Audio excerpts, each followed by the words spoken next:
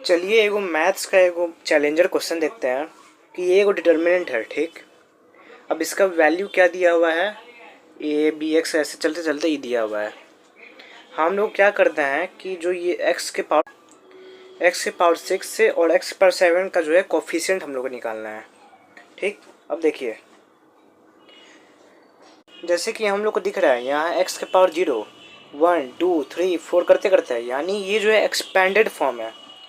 और जब expanded form होता है इसका मतलब क्या हुआ, जैसे जैसे हम लोग आगे बढ़ेंगे वैसे वैसे हम लोग डिफ्रेंशिएशन इसका करते जाएंगे। जितना आगे जाएंगे, जितना एक्स के पावर होगा उतना डिफ्रेंशिएशन हम लोग करेंगे, ठीक। लेकिन हम लोग को ध्यान से देखिए, यहाँ बोला है जी और एच का निकालना है। जी और एच, एक्स के पावर क्या है 6 और 7, ये इम्पॉसिबल है। हम लोग इतना बड़ा डिटरमिनेंट को 6-7 बार डिफ्रेंशिएशन नहीं कर सकते। तो इसलिए इसके लिए हम लोग क्या करेंगे, देखिए आगे हम लोग क्या करते हैं कि जो है x को जो है 1/x के बराबर पुट कर देते हैं। मान लेते हैं ऐसा x के बराबर है, ठीक।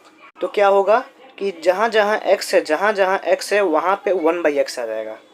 देखिए पीछे भी हमने यही किया, जहाँ जहाँ x था वहाँ वहाँ हमने x डाल दिया, ठीक।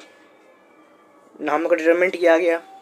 अब देखिए जो हम लोग का एक्सपेंडेड फॉर्म था वहाँ पे भी x बदल जाएगा, यानी x को हम क्या कर दिए 1/x कर दिए। अब देखिए यहाँ पे जो g का है अब 1x के पावर नीचे डिवाइड हो गया, x के पावर 6 x के पावर 7। अब इसका एलसीएम ले लिए, x के पावर 7 आ गया।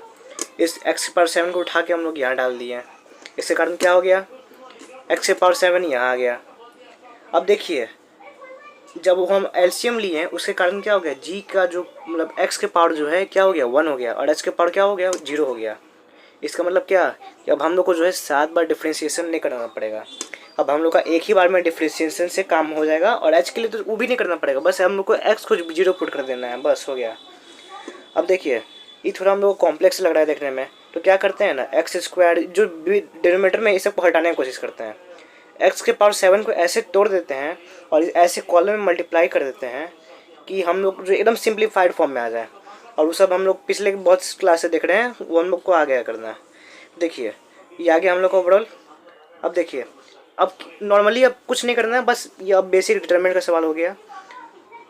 अब इसको डिफ्रेंशिएट करिए एक बार, तो अब हम लोग का क्या आ जाएगा जी का वैल्यू आ जाएगा।